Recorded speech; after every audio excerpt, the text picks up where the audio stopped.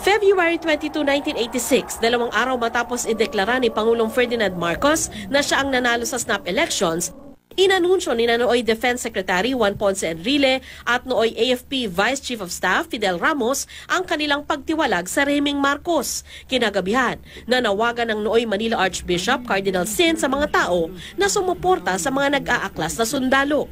Minister Enrile and those with him have appealed for full and expressions of support. Those of you who wish to help to do so. I ask you to boycott 7 banks. February 23, 1986, nanawagan na rin ang nakalaban ni Marcos sa snap elections na si Cory Aquino. Pinakilos ni Marcos at AFP Chief of Staff Fabian Ver ang kanilang puwersa, pero dagsana ang mga tao sa kalsada para suportahan ang grupo ni na Enrile at Ramos. Napuno ng tao ang kahabaan ng EDSA, Ortigas at paligid ng Camp Aguinaldo at Camp Crame. Hinarang nila ang mga sundalong pinadala ni na Marcos at Ver.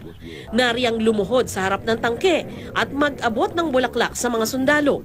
Samantala, patuloy na dumarami ang mga opisyal ng militar na kumakalas kay Marcos. What is happening is not a coup d'etat, but a revolution of the people. Nakilala ang pangyayaring ito sa buong mundo bilang EDSA People Power Revolution, isang revolusyon na mapayapa at suportado ng sambayanan. Gabi ng February 25, 1986, nilisan ng pamilya Marcos ang Malacanang sakay ng helicopter ng Amerika. Tuluyang sinalakay ng mga tao ang Malacanang. Mga taong galit sa anilay kalupitan at pagmamalabi sa pwesto ni Marcos. Tuluyan ang nagwakas ang 21 taon ni Marcos sa pwesto. Simpleng pakinggan ang kwento pero marami sa mga bata ngayon ang hindi nakakaalam nito. Hindi pa sila pinapanganak noon at nang tanungin namin ng ilang mag-aaral sa public school, ito ang aming natuklasan. Ano yung alam mo tungkol sa People Power Revolution? Wala po. Pero naikwento yan sa'yo sa eskwelahan, na ituro yan, hindi ba? Hindi na po naalala eh. Pag-aaway ng mga tao. Oo. Anong pinag-awayan nila? Dahil sa hindi tamang pagsunod. Meron din namang ilang alam ang nangyari noon. Pag-aklas ng mga tao nung rehimeng Marcos. Bakit kaya sila nag-aklas? Siguro po marami na po sila nakikitang hindi makataong ginagawa ni Marcos noong mga panahong yon.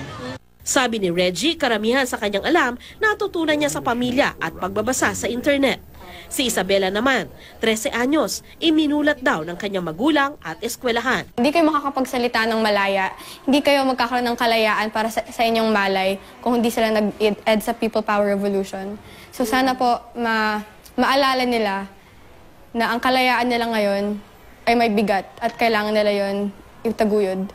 May mga grupo naman gaya ng Bantayog ng mga Bayani na kabilang sa advokasya nila ang pangalagaan ng alaala ng EDSA People Power. Pero panawagan nila sa mga magulang, sana raw ay talakayin din ito sa kanilang mga anak. At sa Department of Education naman, nawa ay mas malalim daw itong matalakay sa mga eskwelahan.